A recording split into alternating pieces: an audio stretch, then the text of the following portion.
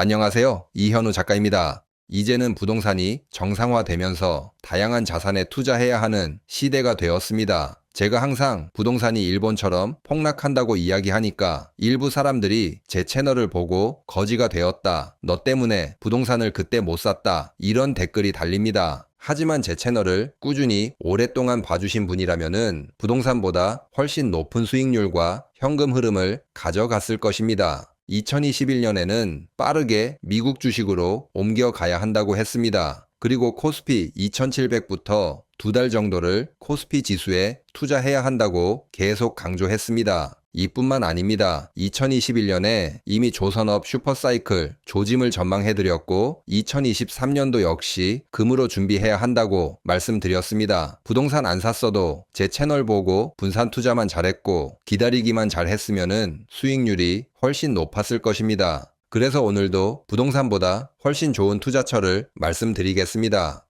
일단 첫 번째는 가스주가 좋다고 생각합니다. 앞으로 AI 시대인데 갑자기 가스주를 추천하다니 뭔가 이해가 되지 않으실 수 있을 텐데요. 그래서 지금 미국 상황을 먼저 살펴보겠습니다. 지금 미국은 가스 가격이 급등하고 있습니다. 왼쪽 그래프를 보면은 미국만 가스 가격이 급등하고 있는 그래프입니다. 아직은 겨울의 초입인데도 가격이 폭등하고 있는데요. 그 원인 중 하나가 데이터 센터 전력 수요가 폭발적으로 증가하고 있기 때문입니다. 미국의 데이터 센터 전력 소비량은 2024년에 이미 19% 증가했습니다. 2025년은 더 많이 증가하고 있습니다. 당연히 앞으로 더 많이 증가할 것입니다. 그리고 미국의 데이터 센터 40%가 천연가스 기반 발전으로 공급됩니다. 참고로 재생에너지 비중은 아직 14%밖에 안 됩니다. 지금 데이터 센터가 전력을 빨아들이는 블랙홀이라고 보시면 됩니다. 물론 다른 발전이 있지만 석탄 발전은 탄소 배출이 너무 많고 원자력도 바로 늘릴 수 없습니다. 신재생 에너지 역시 장기적으로 접근해야 합니다. 가스가 그나마 공급하기 쉬운 전력으로 보시면 됩니다. 미국이 데이터 센터를 건립하고 있는 상황에서 가스 수요가 폭발하는 사태가 벌어지고 있습니다. 이런 사태가 우리나라에도 일어날 수 있다고 보시고 가스주를 접근해야 합니다.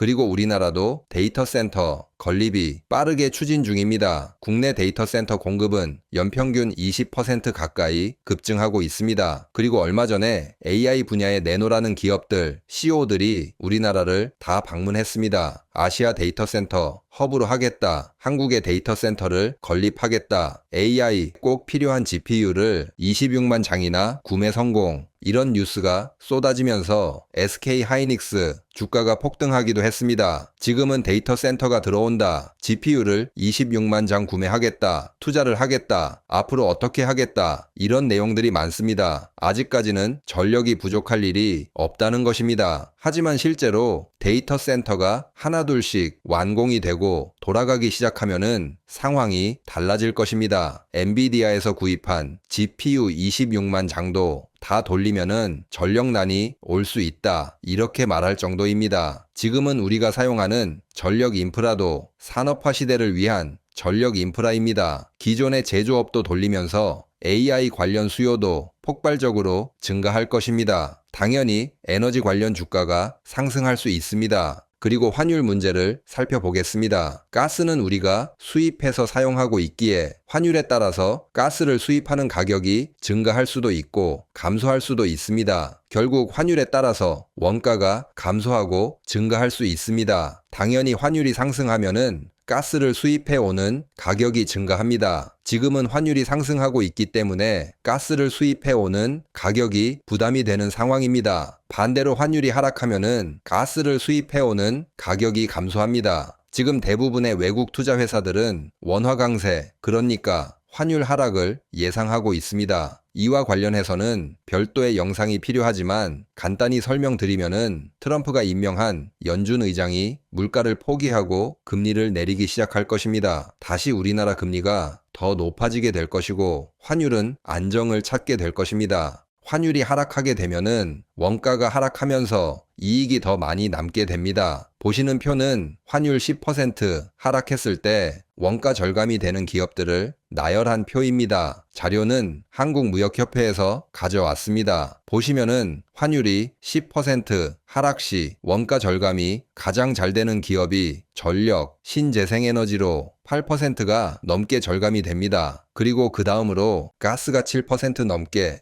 원가 절감이 됩니다. 앞으로 환율이 하락하는 방향으로 흐르게 되면은 가스주는 더욱 큰 이익을 남길 수 있게 됩니다. 그러니까 정리하면은 데이터 센터와 AI 관련 기업들의 전력 수요는 갈수록 늘어나는데 이 수요를 바로 채워줄 수 있는 가스 수요는 늘어나게 됩니다. 그리고 수요는 늘어나지만 앞으로 환율이 하락할 경우 가장 많은 수혜를 볼 수 있다는 것입니다. 가스주 관련해서 자세하게 분석하면 좋겠지만 도매 시장을 100% 독점하고 있는 한국가스공사가 가장 무난할 듯합니다. 그리고 한 가지 주의해야 할 점은 업황이 좋아질 것을 전망하지만 장기적인 관점으로 접근하셔야 합니다. 기본 3년은 기다릴 수 있다. 이런 생각을 가지고 접근해야 하면서 꾸준히 모아가는 것도 나쁘지 않습니다. 당연히 스스로 자료를 찾고 공부하는 것은 기본입니다. 본인 것으로 소화하지 못하면은 절대 수익을 얻을 수 없습니다. 기다리는 시간이 길어지는 동안에 다른 주식이 올라가는 것을 보고 견디지 못하고 또 샀다 팔았다 하면서 진짜 기회가 왔을 때 놓칠 수 있기 때문입니다.